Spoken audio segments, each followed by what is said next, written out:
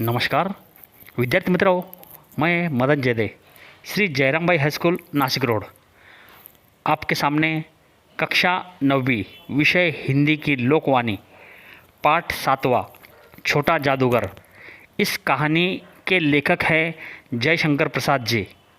इस कहानी के लेखक जयशंकर प्रसाद जी ने एक छोटे लड़के के साहस और मातृप्रेम पर भी प्रकाश डाला है। कहानी छोटा जादूगर के दो प्रमुख पात्र हैं, एक स्वयं लेखक जयशंकर प्रसाद जी और दूसरा बालक जो एक जादूगर है।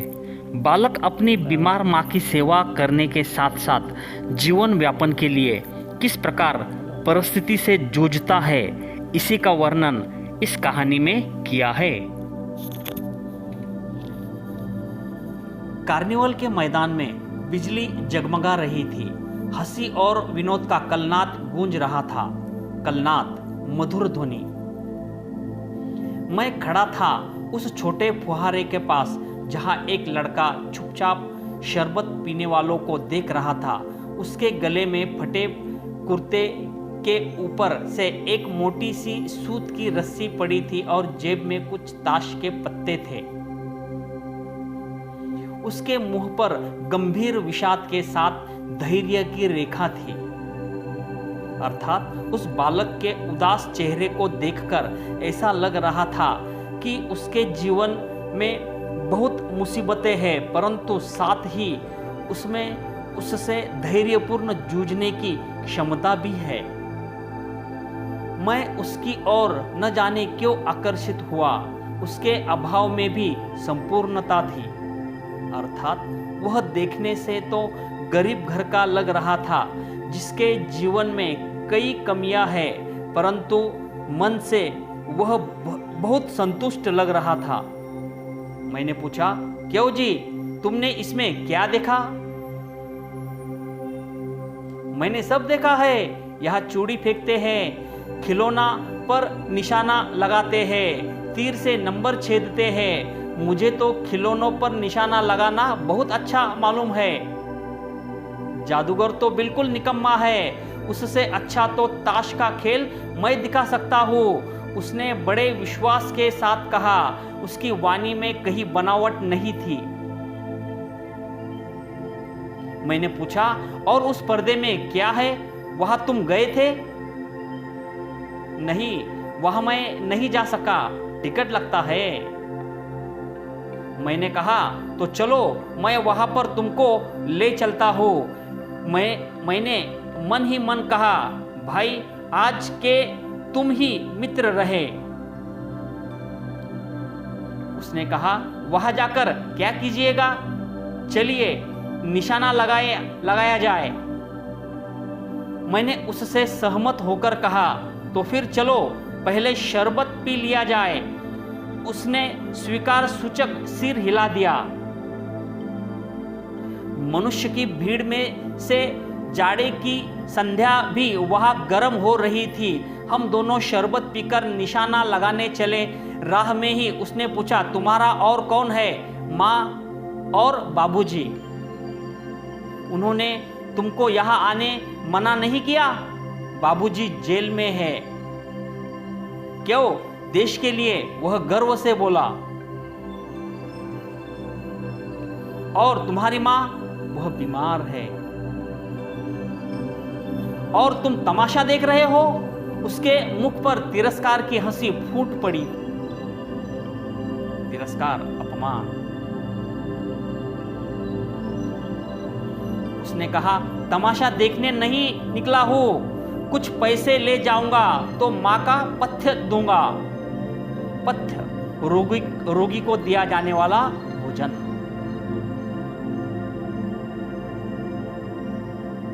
मुझे शरबत न पिलाकर आपने मेरा खेल देखकर मुझे कुछ दे दिया होता तो मुझे अधिक प्रसन्नता होती।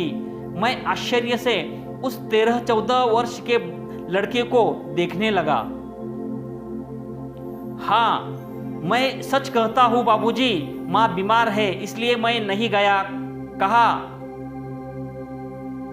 जेल में अब लोग खेल तमाशा देखते ही हैं, तो मैं क्यों न दिखाकर माँ की सेवा करूं और अपना पेट भी भरूं। मैंने दीर्घ निश्वास लिया, निश्वास दुख से भरी लंबी सांस। चारों ओर बिजली के लट्टू नाच रहे थे। मैं व्यग्र हो उठा, व्यग्र, व्याकुल। मैंने उससे कहा, अच्छा चलो निशाना लगाया जाए। हम दोनों उस जगह पर पहुंचे जहां खिलौनों को गेंद से गिराया जाता था। मैंने 12 टिकट खरीदकर उस लड़के को दिए। वह निकला पक्का निशानेबाज। उसकी कोई गेंद खाली नहीं गई। देखने वाले दंग रह गए। उसने 12 खिलौनों का कटोरा लिया, लेकिन उठाता कैसे? कुछ मेरे रुमाल में व कुछ जेब में रख लिए गए। लड़के ने कहा, बाबूजी आपको तमाशा दिखाऊंगा, बाहर आइए, मैं चलता हूं। वह 9-11 हो गया। मैंने मन ही मन कहा, इतनी जल्दी आंख बदल गई? आंख बदल गई मतलब धोखा देना, ध्यान न देना।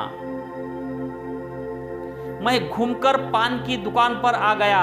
पान खाकर वही बड़ी देर तक इधर उधर टहलता देखता रहा। झूले के पास लोगों का ऊपर नीचे आना देखने लगा। अकस्मात किसी ने ऊपर हिंडोले से पुकारा, बाबूजी। हिंडोला मतलब झूला। मैंने पूछा, कौन? मैं हूं, छोटा जादूगर। कलकत्ता के सुरम्य वनस्पति उद्यान में लाल कमलिनी से भरी हुई एक छोटी सी झील के किनारे घने वृक्षों की छाया में अपनी मंडली के साथ बैठा हुआ मैं जलपान कर रहा था। बातें हो रही थी। इतने में छोटा जादूगर दिखाई पड़ा।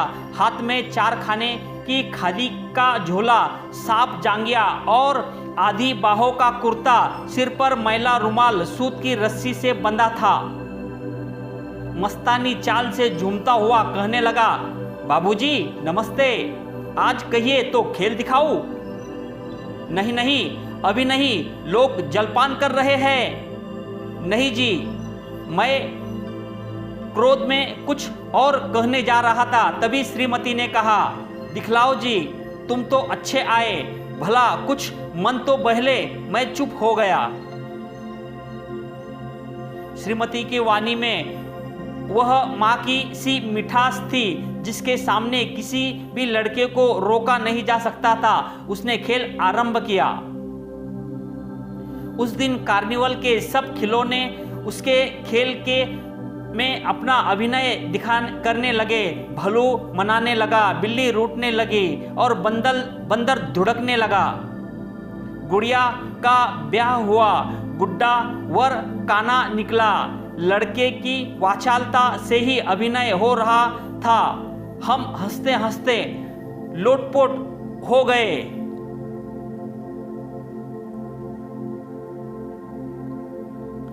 मैं सोच रहा था, बालक को आवश्यकता ने कितना शीघ्र चतुर बना दिया। यही तो संसार है। ताश के सब पत्ते लाल हो गए, फिर सब काले हो गए। गले की सूत की डोरी टुकड़े टुकड़े होकर मुड़ गई। लट्टू अपने आप नाच रहे थे। अर्थात वह छोटा बालक तरह तरह के जादू दिखाकर लुभाने लगा। मैंने कहा, अब हो चुका, अपना खेल बटोर लो, हम लोग भी अब जाएंगे। श्रीमती जी ने धीरे से 1 रुपया दे दिया। वह उछल पड़ा।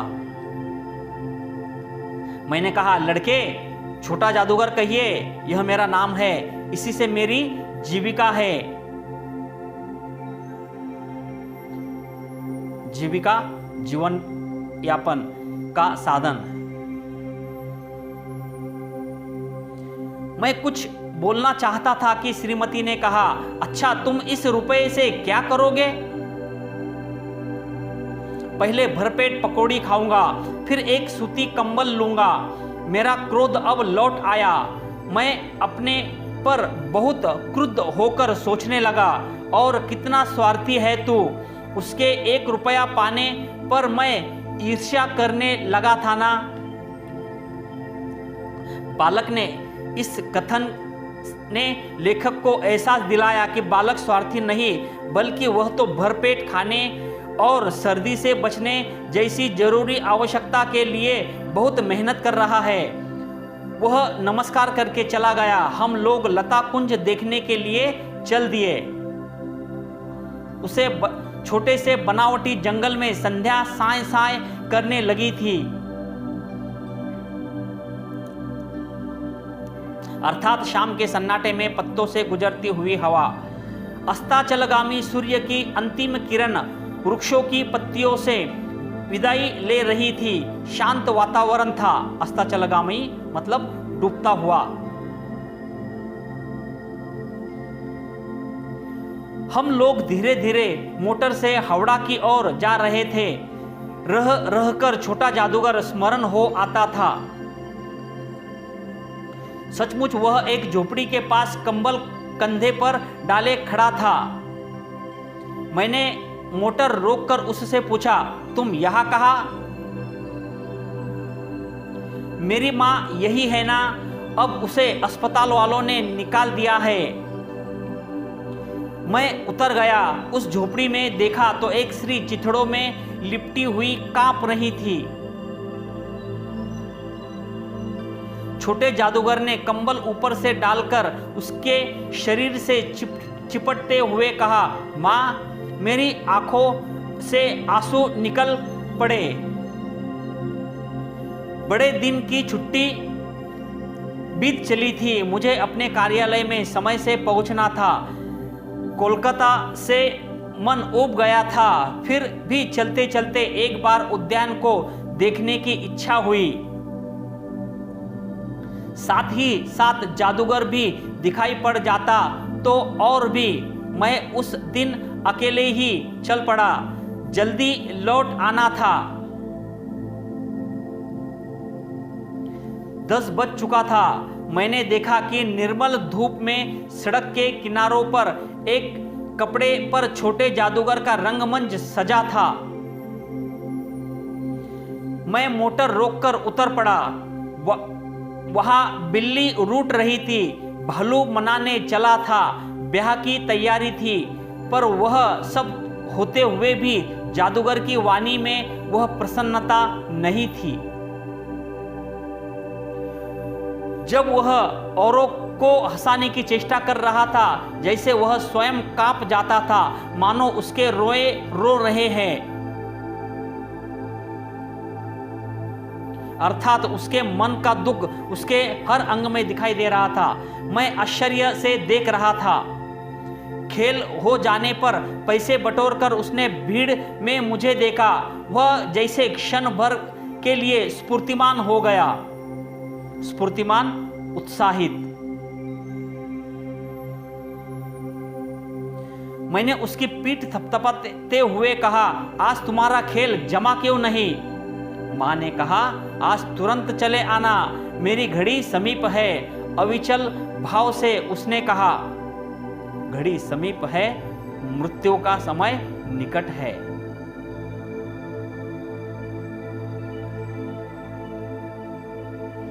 तब भी तुम खेल दिखलाने चले आए। मैंने तुम कुछ क्रोध से कहा। मनुष्य के सुख दुख का मापन करना साधन होता है, उसी से अनुपात वह तुलना करता है। अर्थात हर व्यक्ति अपने जीवन में आए सुख दुख और उस परिस्थितियों पर अपने व्यवहार को ही आदर्श समझता है। इसलिए लेखक को क्रोध आया, पर वह छोटा जादूगर मां को मरता हुआ छोड़कर खेल दिखलाने क्यों आ गया? उसके मुंह पर वही परिचित तिरस्कार की रेखा फूट पड़ी। उसने कहा, क्यों ना आता? और कुछ अधिक कहने में जैसे वह अपमान का अनुभव कर रहा था। क्षण भर में मुझे अपनी भूल मालूम हो गई। अर्थात लेखक को उस बालक की पुरानी बातें याद आई कि वह खेल दिखा के कमाएगा नहीं तो अपनी मां का इलाज कैसे कराएगा।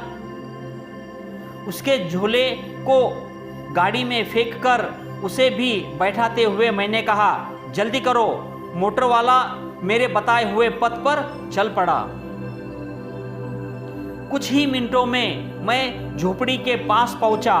जादूगर दौड़कर झोपड़े में माँ माँ पुकारते घुसा। मैं पीछे था, किंतु श्री के मुंह से बे निकल कर रह गया। उसके दुर्बल हाथ उठकर गिर गए। जादूगर उससे लिपटा रो रहा था। मैं स्तब्ध था। लेखक स्तब्ध था उस बालक की मातृभक्ति से। वह छोटा जादूगर जो दृढ़ता और परिपक्वता से अपनी माँ की सेवा करता था, और वह अब अकेला रह गया था। उस उज्जवल धूप में समग्र संसार जैसे जादू सा चारों ओर नृत्य करने लगा। अर्थात लेखक को ऐसा प्रतीत होने लगा मानो प्रकृति उस छोटे जादूगर की महानता का गुणगान कर रही हो।